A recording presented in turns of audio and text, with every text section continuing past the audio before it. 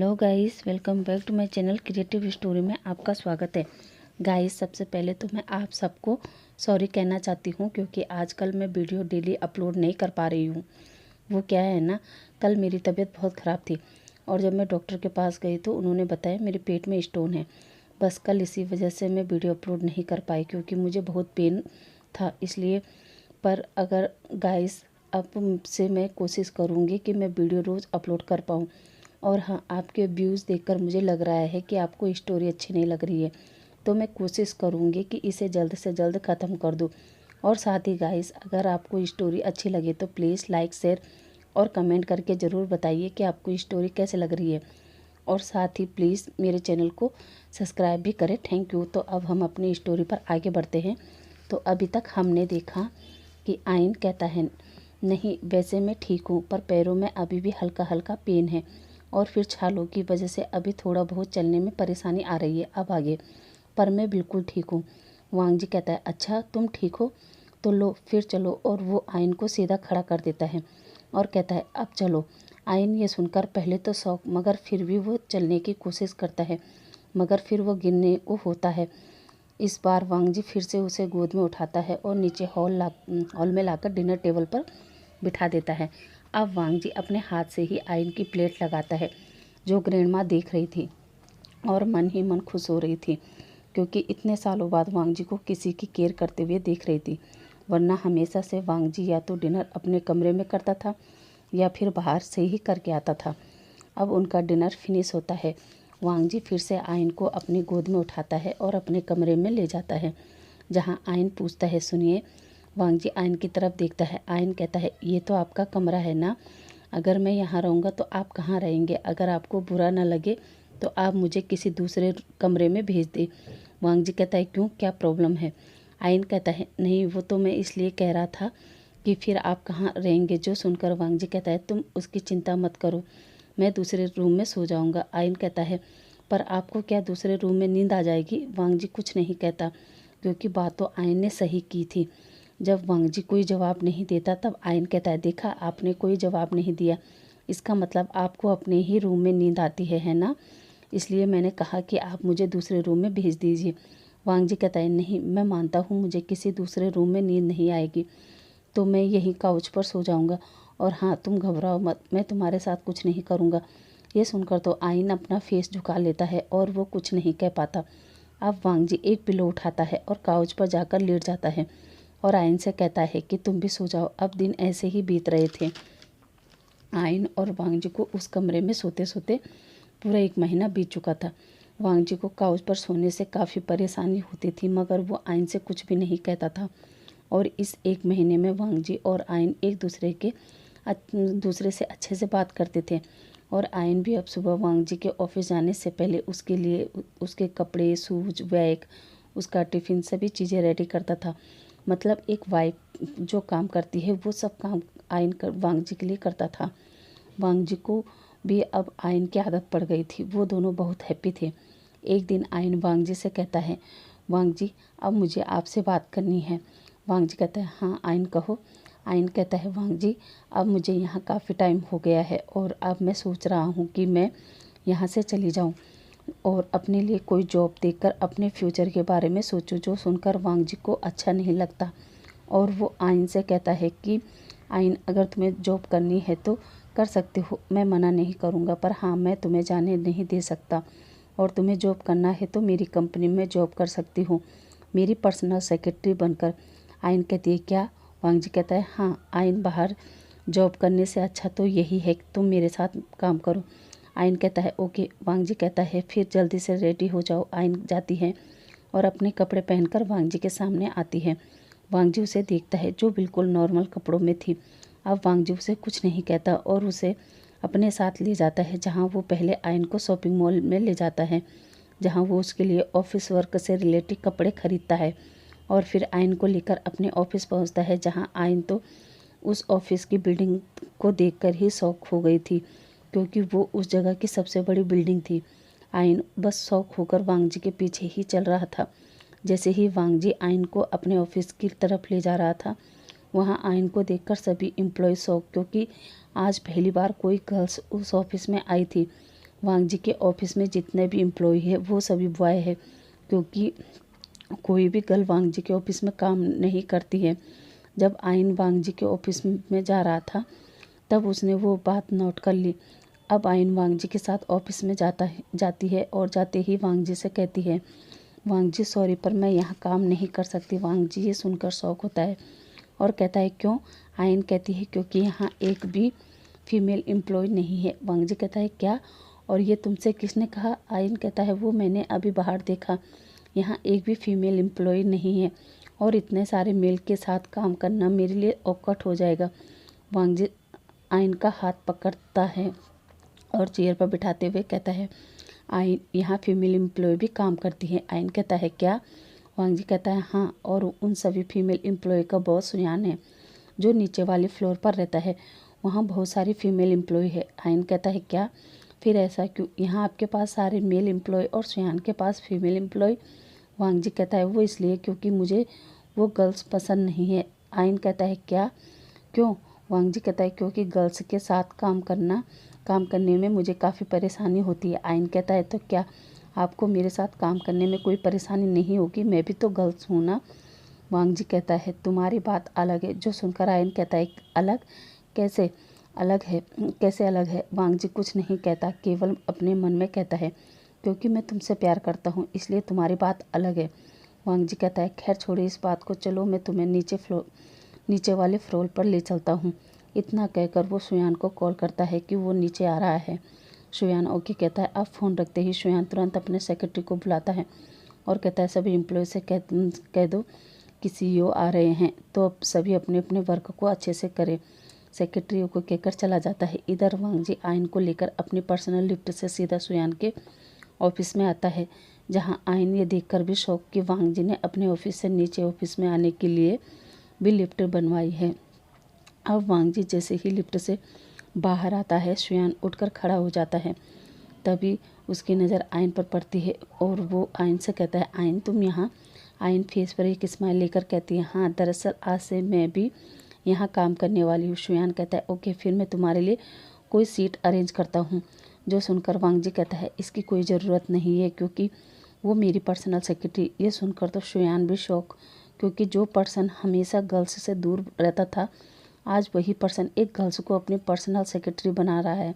सुयान मन में सोचता है शायद आयन ने वांग जी के दिल में प्यार जगा ही दिया है। सुयान वांग जी को टीस करने के लिए कहता है वांग जी तुम क्या कर रहे हो? तुम्हारे फ्लोर पर सारे मेल एम्प्लॉय है और उनके बीच में एक लड़की थोड़ा awkward नहीं हो जाएगा? वांग जी कहता है इसलिए मैं आज यहाँ आया हूँ। मैं तुमसे ये कहने आया हूँ कि तुम यहाँ से कुछ फीमेल एम्प्लॉय को ऊपर शिफ्ट कर दो और ऊपर से कुछ मेल एम्प्लॉय को नीचे अपने यहाँ शिफ्ट कर दो, क्योंकि मैं नहीं चाहता कि आयन को यहाँ काम करने में awkward फील हो, समझे? सुयान कहता है क्या सच में? वांग जी तुम ऐसा चाहते हो? वांग जी घूरकर सुयान की तरफ देखता है। सुयान वांग जी की नज़रों को अपने ऊपर जैसे ही फील करता है वो ओके कहता है। तभी सुयान आयन से कहता है आयन क्यों ना तब तक तुम ऑफिस देखो, मुझे वांग जी से बात करना है। आयन अपना सिर हाँ में हिलाती है। अब सुयान लैंडलाइन वाला फ़ोन उठाता है और सीधा एक एम्प्लॉय म्या को कॉल करता है और कहता है मेरे ऑफिस में आओ। वो एम्प्लॉय ओके कहकर कुछ ही देर में सुयान के ऑफिस में थी, जहाँ वो सब जब वांग जी को देखती है तो वांग जी की ब्यूटी में खो जाती है और वांग जी को ही देखने लगती है। तभी सुयान म्या से कहता है म्या ये हमारे कंपनी के सीईओ है। और ये जैसे ही सुयान वाइफ कहना चाहता था वो रुक जाता है और वो कहता है ये बॉस की खास पर्सन है, जाओ तुम इन्हें ले जाओ और ऑफिस दिखाओ। म्या कहती है ओके सर, और वो आयन को लेकर बाहर आ जाती है। इधर सुयान वांग जी से कहता है वांग जी ये सब क्या है? वांग जी कहता है क्या मतलब? सुयान कहता है वांग जी तुम आयन को अपने साथ रखना चाहते हो? वांग जी कहता है हाँ, इसमें क्या हर्ज है? सुयान कहता है वांग जी हर्ज नहीं है, पर मैं जानता हूँ कि तुम आयन से प्यार करने लगे हो और इस बात से मैं बहुत हैप्पी हूँ। मगर वांग जी क्या आयन को पता है हम एक माफिया है? वांग जी कहता है नहीं सुयान। सुयान कहता है इसलिए वांग जी मैं चाहता हूँ या तो तुम आयन को सच बता दो क्योंकि वो आने वाले खतरों के लिए हमेशा तैयार रहे, या फिर उसे घर पर ही रहने दो। वांग जी कहता है नहीं सुयान, दरअसल आयन किसी और कंपनी में जॉब करने के बारे में सोच रही थी और वो लैंडमेंशन से भी जाने को कह रही थी, इसलिए उसे रोकने का इससे अच्छा रास्ता मुझे नहीं मिला और फिर अगर वो सुबह से शाम तक मेरे साथ रहेगी तो उसे भी एहसास होगा कि मैं उसे लाइक करने लगा हूँ। शुयान कहता है ओके वांग जी, फिर ध्यान रखना। अब आइन तुम्हारी रिस्पॉन्सिबिलिटी है। वांग जी हूँ, मैं जवाब देता है। अब वांग जी और शुयान को वो दोनों भी बाहर चले जाते हैं, जहाँ सभी फीमेल एम्प्लॉय शुयान को तो अपना क्रश मानते ही थे, मगर आज जब उन्होंने वांग जी को देखा तो सभी शौक हो गए, क्योंकि किसी को भी नहीं लगा था कि उनका बॉस 17-18 साल का एक यंग मास्टर होगा। वो सभी वांग जी को ही देखने लगे, क्योंकि पहले के मुकाबले में वांग जी बहुत ही हैंडसम हो गया था। अब आयन वांग जी के पास आती है और शुयान से कहती है, शुयान तुम म्या को मेरे पास ही ऊपर भेज दो। शुयान कहता है ओके आयन, अगर तुम यही चाहती हो तो मैं भेज देता हूँ। वांग जी शुयान से कहता है, शुयान आज कोई इम्पोर्टेंट मीटिंग है तो नहीं? शुयान कहता है नहीं, क्यों, क्या करना है? वांग जी कहता है ओके, फिर आज तुम वो काम करवाओ जो मैंने कहा है और मैं बाहर जा रहा हूँ। इतना कहकर वो आयन से कहता है आयन चलो। आयन कहती है मैं वांग जी कहता है हाँ, क्योंकि तुम मेरी पर्सनल सेक्रेटरी हो, इसलिए मैं जहाँ जाऊँगा तुम्हें मेरे साथ चलना होगा। आयन कहती है ओके। अब आयन और वांग जी दोनों उस ऑफिस से बाहर निकल जाते हैं, जहाँ आयन पूछता है वांग जी हम कहाँ जा रहे हैं? वांग जी कहता है तुम बताओ तुम कहाँ जाना चाहते हो? आयन कहता है क्या? वांग जी कहता है हाँ आयन, वो क्या है ना, मैं भी ऑफिस में काम कर कर के थक गया हूँ और आज कोई इम्पोर्टेंट काम भी नहीं था, तो सोचा क्यों ना हम बाहर घूमने चले, तुम्हारा क्या ख्याल है? और वैसे भी कल से तुम भी बिजी हो जाओगे, फिर तुम्हें भी मौका नहीं मिलेगा कहीं आने जाने का, इसलिए बताओ तुम कहाँ घूमना चाहती हो? आयन कहती है ओके, पहले हम बाहर लंच करते हैं, फिर मूवी चलते हैं और तभी वांग जी कहता है उसके बाद हम क्लब चलेंगे। आयन कहता है ओके, और हाँ हम मूवी देखने से पहले आइसक्रीम और साथ में पॉपकॉर्न भी खाएंगे। वांग जी कहता है ओके, और वो फिर से एक मॉल में जाते हैं, जहाँ वांग जी और आयन एक अच्छे से रेस्टोरेंट में लंच करते हैं और उसके बाद वो आइसक्रीम खाते हैं, फिर पॉपकॉर्न वगैरह लेके अंदर मूवी देखने चले जाते हैं, जहाँ वो दोनों एक रोमांटिक मूवी देखते हैं, वो भी आयन के कहने पर। और वांग जी को भी मूवी वगैरह देखना पसंद नहीं है, मगर केवल और आयन के साथ टाइम स्पेंड करने के लिए वांग जी ने उसे झूठ कहा। वो दोनों अच्छे से मूवी को एंजॉय कर रहे थे। बीच बीच में पॉपकॉर्न निकालते समय उनके हाथ भी टकरा रहे थे, और मूवी में जब भी इंटीमेट सीन आ रहे थे तो वांग जी आयन को ही देख रहा था, मगर आयन एक बार भी मूवी से नज़र नहीं हटा था, क्योंकि आयन पहली बार इस चीज़ का एक्सपीरियंस ले रहा था, क्योंकि आज तक कभी भी उसके अंकल आंटी ने उसे घर से बाहर नहीं जाने दिया था। यहाँ तक कि स्कूल कॉलेज भी वो केवल अपनी ग्रैंड माँ की वजह से जा पाया था, इसलिए वो मूवी में मैं बहुत ही इंजॉय कर रहा था। अभी तक उसके दिल में प्यार वाली फीलिंग नहीं आई थी। हाँ वो अलग बात है कि वो वांग जी के साथ खुश है, क्योंकि वो वांग जी के साथ अच्छे से बोलता है, उसके साथ रहता है, मगर अभी आयन के अंदर प्यार वाली फीलिंग नहीं है, इसलिए आयन अच्छे से मूवी को एंजॉय कर रहा था। मगर वही वांग जी 17-18 साल का एक यंग लड़का है, तो उसके अंदर ये प्यार वाली फीलिंग आ गई थी। वो आयन से प्यार करने लगा था, उसे हमेशा अपने साथ रखना चाहता था। अब उन दोनों की मूवी भी ख़त्म होती है और अब वो वहाँ से एक अच्छे से क्लब में जाते हैं, जहाँ पहले तो वो वांग जी और आयन दोनों एक टेबल पर बैठे थे, मगर आयन वांग जी से कहता है वांग जी चलो ना हम भी डांस करते हैं। वांग जी कहता है ओके, और वो आयन के साथ डांस करने लगता है। आज काफ़ी टाइम बाद वांग जी भी कहीं ना कहीं अपने बचपन को जी रहा था, क्योंकि पहले वो अपने अगली फेज़ की वजह से इंजॉय नहीं करता था, और फिर जैसे जैसे बड़ा हुआ वो गलत संगत में घुस गया, और आज मात्र 18-19 साल की उम्र में लोग उससे डरते हैं, क्योंकि वांग जी ने काफ़ी सारे गलत काम किए, और हाँ वो 1-2 मर्डर भी कर चुका है, इसलिए वो बहुत छोटी उम्र से ही एक माफिया बन गया। मगर आज आयन के साथ रहकर वो एक पल के लिए भूल ही गया था कि वो एक माफिया है। वो दोनों खूब इंजॉय करते हैं। अब वो वहाँ से अपने मेंशन में आ जाते हैं और अपने इस टाइम को अच्छे से स्पेंड करते हैं। अब अगली मॉर्निंग वांग जी उठता है और अपना डेली रूटीन पूरा करता है, और अब वो फ्रेश होने के लिए कमरे में आता है, जहाँ वो देखता है कि आयन अभी भी सोया है। वांग जी उसे उठाता है और कहता है आयन उठो, ऑफिस नहीं चलना क्या? आयन कहता है वांग जी 5 मिनट मुझे और सोने दो ना, कल डांस कर करके मैं काफ़ी थक गया हूँ। वांग जी कहता है ओके 5 मिनट। इतना कहते कहते वो आयन की नाक को ज़ोर से बंद कर देता है, जिस वजह से आयन जल्दी उठ जाता है और वो कहता है वांग जी ये तुम क्या कर रहे हो? वांग जी कहता है कुछ नहीं, तुम सोना चाहते थे ना, तो सो जाओ।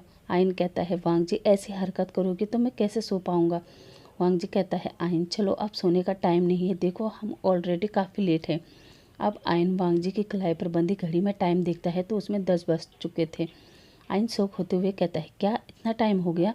वांग जी कहता है हाँ आयन, सुबह से तुम्हारे 5 मिनट के चक्कर में 10 बज गए और आज पहले ही दिन तुम लेट हो जाओगे तो कैसा होगा। तभी आयन कहता है पहला दिन नहीं, आज मेरा दूसरा दिन है और आप मानो ना मानो पर मैंने कल अपनी पूरी ड्यूटी की है। इतना कहकर वो अपने कपड़े लेकर वॉशरूम में चला जाता है। अब कुछ देर बाद फ्रेश होकर बाहर आता है और अब वो ब्रेकफास्ट वगैरह करके ऑफिस निकल जाते हैं, जहाँ आज आयन देखता है कि जिस फ्लोर पर वांग जी का ऑफिस है उसमें आज मेल एम्प्लॉय के साथ साथ फीमेल एम्प्लॉय भी है, जो देखकर आयन बहुत हैप्पी होता है। अब वो वांग जी के पीछे पीछे जाता है, जहाँ वांग जी के कैबिन में पहुंचकर वो वांग जी से कहता है कि मुझे कहाँ बैठना है, मेरा मतलब मुझे बाहर सबके साथ बैठना है या फिर मेरा अलग कैबिन है। वांग जी कहता है नहीं, ना ही तुम्हारा कोई कैबिन है और ना ही तुम्हें बाहर सबके साथ बैठना है, तुम्हें यहीं मेरे साथ मेरे ऑफिस में बैठना है। आयन कहता है क्या, पर ये तो आपका ऑफिस है ना, फिर मैं कैसे। वांग जी कहता है क्योंकि तुम आज से मेरी पर्सनल सेक्रेटरी हो, इसलिए तुम्हारा काम 24 घंटे मेरे पास ही है, समझे। आयन कहता है समझ तो मैं गया हूँ, पर ये थोड़ा सा अजीब नहीं हो जाएगा। वांग जी कहता है कैसा अजीब। आयन कहता है मेरा मतलब सभी एम्प्लॉय बाहर और मैं अंदर, आपको नहीं लगता कि लोग हमारे बारे में उल्टा सीधा बोल सकते हैं। वांग जी कहता है यहाँ कोई भी कुछ भी नहीं कह सकता। आयन कहता है माना यहाँ नहीं, लेकिन ऑफिस आवर्स ख़त्म होने के बाद तो कह सकते हैं ना, और मैं नहीं चाहती कि आपके और मेरे बारे में ऑफिस में या फिर कहीं भी रूमर्स फैले, इसलिए मैं सबके साथ बाहर बैठूंगी और जब आपको मेरी ज़रूरत हो मुझे बुला लेना। इतना कहकर आयन बाहर जा जाता है और अब वो जाके म्या के पास बैठ जाता है और उसे हेलो हाय कहता है और अब कुछ समय ऐसे ही बीत जाते हैं। वांग जी आयन को हर 5 मिनट बाद अपने ऑफिस में बुलाता है, जहाँ वो कभी आयन से कॉफ़ी लाने को कहता है, कभी कोई फाइल मंगवाता है, कभी अपने पास बैठकर ही उस फाइल को सही करने को कहता है। ऐसे ही उनका दिन बीतता था। अब वांग जी और आयन को साथ रहते रहते पूरा 1 साल हो गया। अब एक दिन आयन को अपने केबिन में बुलाता है और आयन से कहता है हमें आज शाम को एक पार्टी में जाना है। आयन जो 1 साल से वांग जी के साथ रह रहा था तो उसने हर तरीके की पार्टी देख ली थी, इसलिए वो ओके कहता है और वांग जी से कहता है सर पार्टी किस तरीके की है। वांग जी कहता है क्यों। आयन कहता है वो पार्टी के अनुसार हमें अपने आउटफिट भी तो मंगवाना होगा ना। वांग जी कहता है उसकी ज़रूरत नहीं है क्योंकि ये एक बिजनेस पार्टी है, तो हम ऐसे ही चल सकते हैं। आयन कहता है ओके सर। अब हम शाम का समय देखते हैं, जहाँ आयन के एक बड़े लग्जरियस होटल में मिस्टर बेन रोहन ये पार्टी रखी हुई थी, क्योंकि उनका एक प्रोजेक्ट सक्सेस हो गया था इसलिए उन्होंने ये पार्टी रखी हुई थी। वहाँ उस होटल में सभी बड़े बड़े बिजनेसमैन, साथ ही माफिया वर्ल्ड के लोग भी मौजूद थे, जहाँ पार्टी के साथ साथ ड्रग्स, इलीगल हथियारों की कंसाइनमेंट के बारे में मीटिंग भी थी। वहाँ सभी अपने अपने पार्टनर और सेक्रेटरी के साथ पहुँचे थे। वहाँ हमारा वांग जी आयन और सुयान के साथ पहुँचा था। इधर जब सब लोग पार्टी में पहुँचते हैं, वहाँ उसके बाद पहले मीटिंग होती है जिसमें केवल वांग जी जाता है, सुयान और आयन नहीं, जहाँ बेन रुआन सभी को बताता है कि ये ड्रग्स इतना पावरफुल है कि हम इससे किसी भी इंसान के शरीर को चेंज कर सकते हैं। मेरा मतलब अगर हमें कोई बॉय पसंद आ जाए और हमें उसको लड़की के रूप में देखना है, तो उसे अगर हम ये ड्रग्स दे दें तो वो कुछ ही महीनों में अपने अंदर उस चेंज को महसूस कर पाएगा। जैसे अगर किसी पर्सन को कोई मैन पसंद आ जाए और उसके बियर्ड है, तो ये ड्रग्स लेने से धीरे धीरे उसके बियर्ड ख़त्म हो जाएंगे और उसके निपल्स भी गर्ल्स के जैसे बूब में कन्वर्ट हो जाएंगे। तो मैं आप सभी माफिया से पूछना चाहता हूँ कि आप इस ड्रग्स के बारे में अपना फीडबैक दें। तभी हमारा वांग जी क्वेश्चन करते हुए कहता है मिस्टर बेन रुहान, सबसे पहली बात ये ड्रग्स आपको कहाँ मिला। दूसरी बात, इस ड्रग्स को मार्केट में उतारने से आपको पता है कितनी सारी गर्ल्स और मैन की लाइफ बर्बाद हो सकती है। और आप ही सोचो, बाय द वे किसी मैन को मैन पसंद करता हो तो ज़रूरी नहीं है कि उसे गर्ल्स में बदला जाए, वो मैन रहकर भी मैन से प्यार कर सकता है। इसलिए मेरा तो ये मानना है कि इस ड्रग्स को मार्केट में नहीं उतारना चाहिए। इस बात पर कई पर्सन वांग जी के सपोर्ट में आते हैं और कई पर्सन वांग जी के सपोर्ट में नहीं थे। वहीं अब हत्यारों की भी उन्हें पिक दिखाई जाती है और उनके बारे में बताया भी जाता है। अब उनकी ये मीटिंग ख़त्म होती है और पार्टी शुरू होती है, जहाँ सभी लोग एक दूसरे से बात कर रहे थे। तभी आयन की नज़र उसी ओल्ड मैन पर पड़ती है जिसने 1 साल पहले आयन को ख़रीदा था। आयन उसे देखता है और घबरा जाता है। उस ओल्ड मैन की नज़र भी आयन पर पड़ जाती है, मगर वो अभी के लिए इग्नोर कर देता है और सभी पार्टी इंजॉय करते हैं। मगर वो ओल्ड मैन मौका पाकर आयन को ड्रग्स वाली ड्रिंक पिलवा देता है। कुछ देर बाद आयन का सर भारी होने लगता है और वो वांग जी से कहता है कि वो वॉशरूम होकर आती है। मगर वो आयन जैसे ही वॉशरूम जाती है, उस ओल्ड मैन के गार्ड आयन को पकड़ लेते हैं और उसी होटल के एक कमरे में बेड पर लिटा देते हैं। आयन, जो अब पूरी तरह ड्रग्स के नशे में चूर थी, उसे नहीं पता था कि वो कहाँ है। कुछ देर बाद वो पर्सन भी उस रूम में आता है और आयन को टच करते हुए कहता है, तुम यहाँ थी और मैं पागलों की तरह तुम्हें संगाई में ढूंढ रहा था, लेकिन आज पूरे 1 साल के बाद तुम मेरे हाथ लगे हो और अब मैं तुमसे अपने पूरे पैसे वसूल करूँगा। पता है मैंने तुम्हारे इस ब्यूटी के लिए, इस खूबसूरती के लिए तुम्हारे अंकल आंटी को कितने पैसे दिए थे? पूरे 5 मिलियन युवान। सोचा था तुम्हें अपनी रखेल बनाकर रखूँगा और जब मेरा मन करेगा मैं तुम्हारे इस बदन से खेलूँगा, मगर तुमने क्या किया? हाँ, मुझे मारकर भाग गई और आप मिली हो तो यहाँ बीजिंग में, वो भी माफिया की पार्टी में। आयन के कानों में ये सब बात जा रही थी, मगर वो कुछ भी नहीं कर पा रहा था। वो एकदम शांत लेटा हुआ था। वो ओल्ड मैन कहता है, अब देखता हूँ तुम कैसे अपने हाथ पैर चलाती हो और अब मैं तुम्हारे साथ वो सब करूँगा जिसके लिए मैंने तुम्हें ख़रीदा था। और वो आयन को देखते हुए पहले अपनी टाई को खोलता है और फिर अपने शर्ट के बटन को एक एक करके खोलने लगता है और अब वो पूरी तरह अपनी शर्ट को निकाल कर फेंक देता है और अब वो आयन के पास बैठता है और उसके शर्ट के बटन को खोलने लगता है। वो जैसे ही आयन के शर्ट का तीसरा बटन ओपन करता है, तभी वांग जी उसे खींचकर पीछे फेंक देता है और तुरंत आयन को हक कर लेता है, जो अभी भी बेजान पड़ी थी। अब शुयान उस ओल्ड मैन को उठाता है और उससे कहता है, तुम्हारी हिम्मत कैसे हुई उसे टच करने की? वो पर्सन कहता है, क्यों न कर सकता, मैंने उसे ख़रीदा था उसके अंकल आंटी से और वो मेरा है, पर तुम कौन हो? तभी वांग जी आयन को वापस बेड पर लिटाता है और उसके ऊपर अपना कोट डालकर कहता है, अब वांग जी पलटता है और वो ओल्ड मैन वांग जी की शक्ल देखकर कहता है, मिस्टर लैन आप?